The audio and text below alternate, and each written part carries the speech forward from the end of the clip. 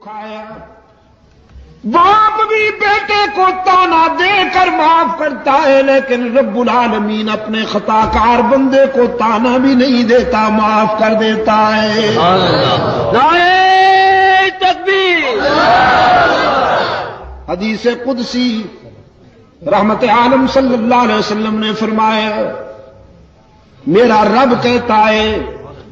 جب کوئی بوڑھا گناہگار شرمندہ ہو کر میرے در پہ آئے،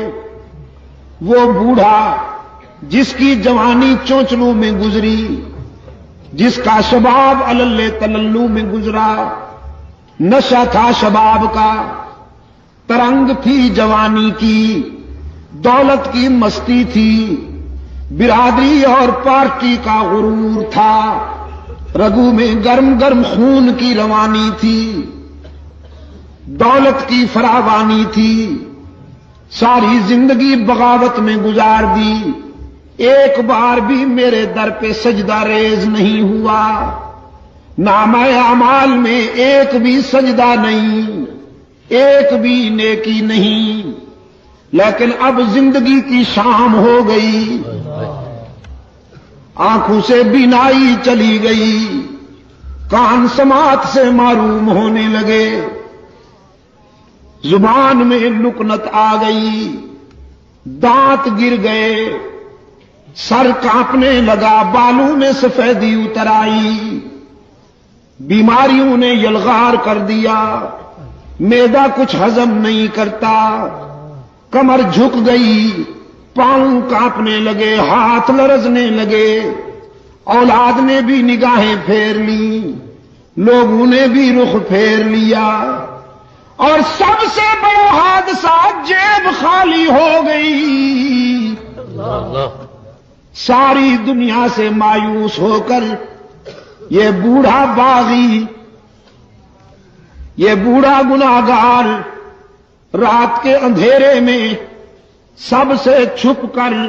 اللہ کے در پہ روتا ہوا آتا ہے کہ تنگ دستی کے جو عالم میں گھبراتا ہوں، پر درے غیر پہ جاتے ہوئے شرماتا ہوں، ہاتھ پھیلانے میں محتاج کو غیرت کیسی، شرم اتنی ہے کہ بندہ تیرا کہلاتا ہوں۔ رب العالمین نے فرمایا میرے محبوب، میرے پیغمبر بہت اچھی طرح جانتا ہوں اس بوڑھے کو، اس کے ماضی و حال کا ایک ایک نقش میرے سامنے ہے،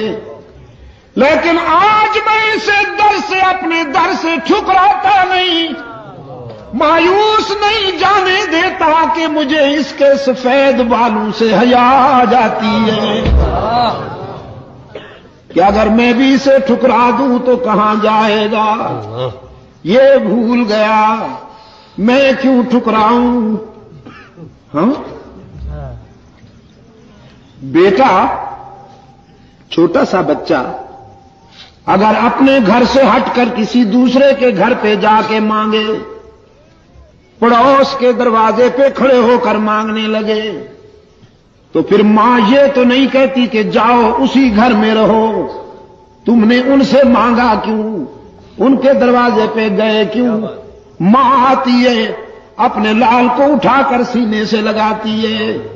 منہ چوم لیتی ہے، کہتی ہے بیٹا یہاں کیوں آ گئے ہو، سب کچھ مجھ سے ہی ملے گا۔ رب العالمین تو والدین سے بھی زیادہ شفقت کرنے والے ہیں، والدین بھی اپنی اولاد پر اتنی شفقت نہیں کر سکتے جتنا محمد کا خدا اپنے بندوں پہ شفیق اور رحیم ہے۔ بغیر کچھ لیے سب کچھ دینے والا کون؟